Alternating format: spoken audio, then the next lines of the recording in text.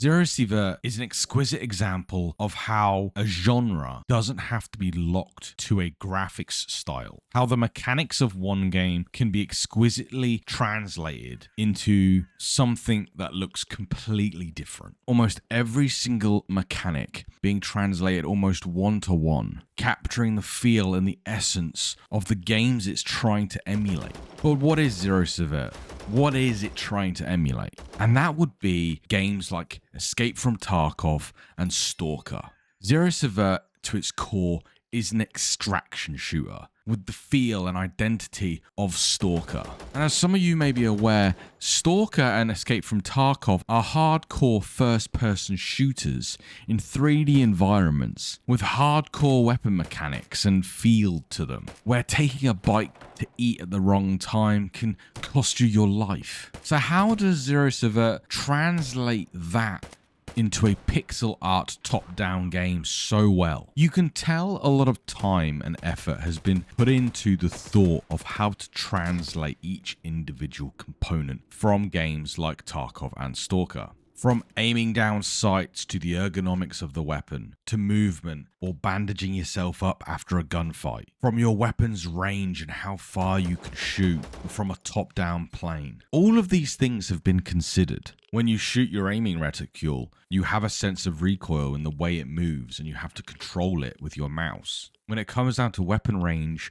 the game takes into consideration the attachments you have and the weapon you are using, zooming the map out a little bit to allow you to see a greater area on this 2D top-down plane. If you've got a sniper rifle with a scope on it, it'll narrow your field of vision down to the scope itself, but it'll also zoom the map out so you can see a lot further than your normal field of vision. And then you have to listen to the sounds to make sure that no one is sneaking up on you. Just like in an extraction shooter when you're sniping. You bring it all together with the recoil mechanics, the ergonomics of the weapon, the attachments, the scopes, the range of your chosen tool. You are left with a similar feeling experience as an extraction shooter or a survival game like Stalker. The additions of loot, backpack space, linked in with radiation, food and hydration that affect how much you can carry or how far you can sprint. It means you really have to think about what you're bringing into a zone before you bring it in. Am I carrying too much? Do I have enough water on me? Do I have enough food on me? If I don't bring enough food, the mechanics of the game are going to start affecting you where your carry capacity decreases slowly over time. Food mechanics in video games are a knife's edge. It's very easy to go too lenient or completely irritating with it. And Sievert really nails that knife's edge. Just enough that you have to think about it, you have to keep it in mind, but not enough to be a royal pain in the ass. Even things like medding yourself up after a firefight. You have bleeds, you need to use the right meds. Do you have a wound? That system is also translated really nicely from Tarkov. It's not as hardcore as Tarkov, but the thought is still there. When you have a bleed, you have to use a bandage. When you're wounded severely, it decreases your maximum amount of life, and a special medication has to be used to increase it again before you can use a normal med to increase your life. And it's that way of translating those Tarkov extraction shooter elements that really make this game stand out above so many more that have attempted to do it even inside the 3D space. During a firefight, you need to think about, I'm bleeding. I need to get a bandage on, otherwise I'm going to bleed out. But that bandage is going to stop you from moving, stop you from shooting, stop you from changing your vision cone to be able to actually see enemies coming around the corner or coming up behind you. There have been multiple times where I'm bandaging up. There have been multiple times where I've been bandaging up or medding up, and I can hear someone coming up behind me. And it adds that panic, it adds that excitement to the game where it's like, quick, hurry up, hurry up, hurry up. The directional audio in this game is honestly really, really good. I don't think I've played a top-down game that has this level of integrated audio built into where I should be looking at any given time, and I do think that's down to the vision cone, where your character can only see what's in front of you, and even then if there's trees, you need to give it a sec before your character really sees what is around that tree. Hearing rustling to your left and spinning your character around has the same sort of vibe as it does in Stalker, where you hear a rustling of a bush to your left and you spin your character around. In Zero, you have the same thing. You have the same feel. You hear something to your left, you whip your mouse around just like a first-person shooter, and the vision cone will follow you over there as you see a ghoul chasing you down at lightning speeds. It really has that Stalker-esque feel, that Stalker-esque survival element. Limiting your vision to that forward focus really adds to that survival element, that at any moment you could have a shot to the back of the head, or a ghoul sneak up on you, or a wolf chase you down. You need to be on your tippy toes, and it links in with the directional audio where you have to be listening out for footsteps, you have to be listening out for gunshots, and being wary of your surroundings at all time, keeping your head on a swivel just like in a first-person shooter. But it's not just the directional audio, but the audio design itself. You can tell if it's a boar or a wolf. You can tell if it's a ghoul or a human just by the footsteps they're making. And it instantly changes your reaction of what you're going to do in the game. Because if it's a ghoul, the second you spin around, it's going to be on you. But if you hear the footsteps of a human, you're probably going to have to search them out because they're going to be in the distance in the trees with ranged weapons. Boars are going to take some punishment to take down, where wolves will normally be in packs. And as you go through the game, these things expand, not just in enemies and situations you get yourself in, but also in the environments. As you go through the game and expand the areas you can visit, you'll end up running into different scenarios where you need to bring in new kit to deal with the scenarios of those areas. And I honestly don't want to spoil too much because this game does such a phenomenal job of not holding your hand and letting you experience the zones and learn from the zones that I think it would be a major spoiler. But where does this game fit in? It translates Tarkov and Stalker so beautifully onto this 2D plane that where does zerosievert really fit in now? We have a new Stalker game, we have Escape from Tarkov, and a PvE mode in that. So where does this game fit in? If you're a hardcore player, you can crack this game up to the hardest settings with its very expansive options of accessibility or difficulty, from permadeath to losing all the items on your kill. It has exactly what a hardcore Stalker or Escape from Tarkov player is looking for in its challenge. Because if you don't pay attention, you are dead. And if you're dead, you've lost everything. But for new players, it's also incredibly welcoming. I feel like there's an understanding from the developers to what this game is, and it's a bridge to allow people to access the extraction shooters genre without having to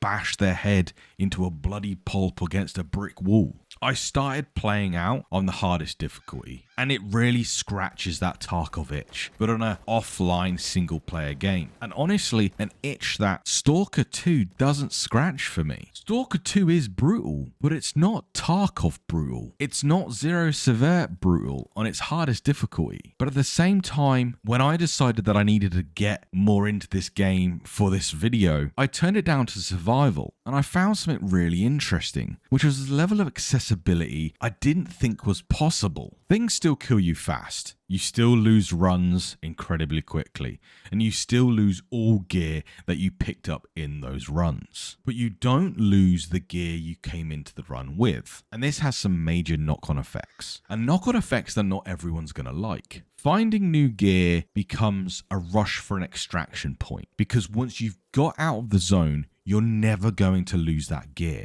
So instead of an extraction shooter like Tarkov, the game feels more like Stalker with extraction-like elements. Armor becomes upgrades. You stop having to stockpile all the guns you like or attachments because you're never in any real danger of losing your favorite weapons. But it still has that aspect of losing equipment. If you find a good gun, if you find a good piece of armor in game, you're still going to lose it if you lose concentration for even just a second. You still get that adrenaline rush of a rush to the extraction point, but without that punishing aspect of Tarkov. And I do feel like it's a fantastic mix of Stalker and Tarkov, where someone could load up Zero and say, hey, I'm going to play on the second difficulty, survival, and I'm going to just learn the game. I'm going to play through the game. This is my first extraction shooter. And after 20, 30 hours in this game, they might be ready to bump it up a notch. And it gets them used to that hardcore elements of an extraction shooter that us Tarkov players are used to. And it really will open the doors to extraction shooters like Tarkov. And this is why I feel like zerosievert is a bridge to extraction shooters. If you have a friend who doesn't want to play Tarkov, but kind of likes the idea, throw him into this game. You can get him used to weapons. You can get him used to range. You can get him used to recoil. You can get him used to some of the habits of keeping your head on a swivel and making sure you're listening out for sounds and audio cues from different things. And also get them used to that punishing nature of losing your equipment without wanting them to throw their computer out the window. But it's not all sunshine and rainbows. There are still a few issues with this game. And honestly, it's mainly UI elements. Some of the things I would say are reasonably easy to fix. And that's making sure that in the UI element, buttons look like buttons. Sometimes, because of the pixel art nature of the game, text that is actually a button just looks like text, especially when it comes down to tasks from different NPCs in the game. I also would like the reputation screen to have more information in there.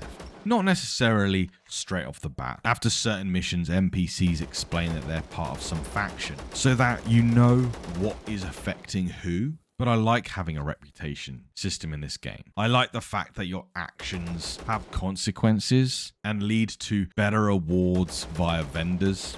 As someone who's partially colorblind, I do find it really hard to tell soldiers and hunters and loners apart. Bandits are wearing bandanas, and I feel like that's relatively easy. But the others, I have sat there and pointed my gun at people and thinking, are you a bad guy or are you a good guy? For them not to react and it'll be okay. But then I've also sat there and been like, are you a good guy? Are you a bad guy? And they've just shot me in the face. And that has led me to be very trigger happy with certain people, and I'm trying to learn and I'm trying to get better. There is a color difference between armor sets in the game that is really hard for me to see as someone who is partially colorblind. I think the art style as well is a little bit too simplistic for me. I do love the fact it's a pixel art game. When you have games like Tarkov and Stalker that are so graphically detailed, and it's been translated incredibly beautifully to this pixel art style, I wish the pixel density of the art style was increased a little bit and have a little bit more fidelity.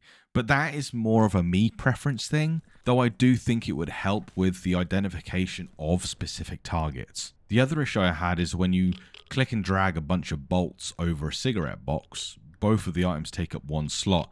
They don't swap slots. You literally have to take the bolts, move them to a third slot, then take the cigarettes, put them where the bolts were, and then put the bolts where the cigarettes were.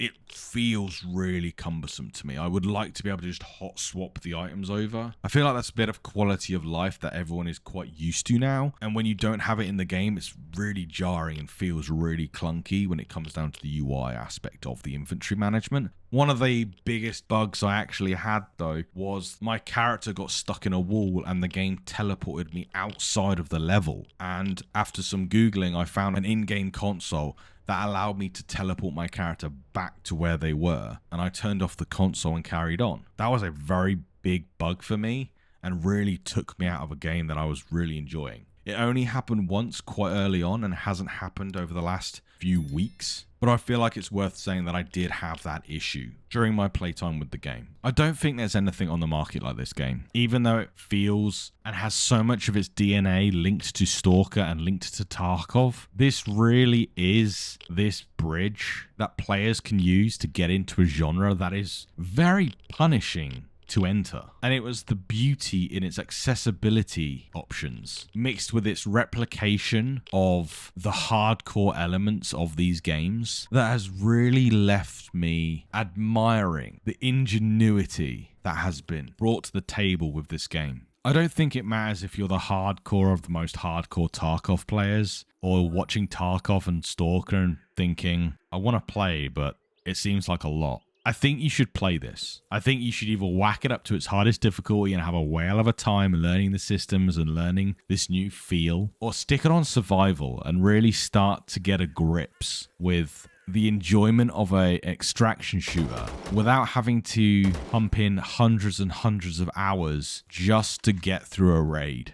I hope you enjoyed this video and thanks for watching. Hit that like and subscribe button and I'll see you guys next time.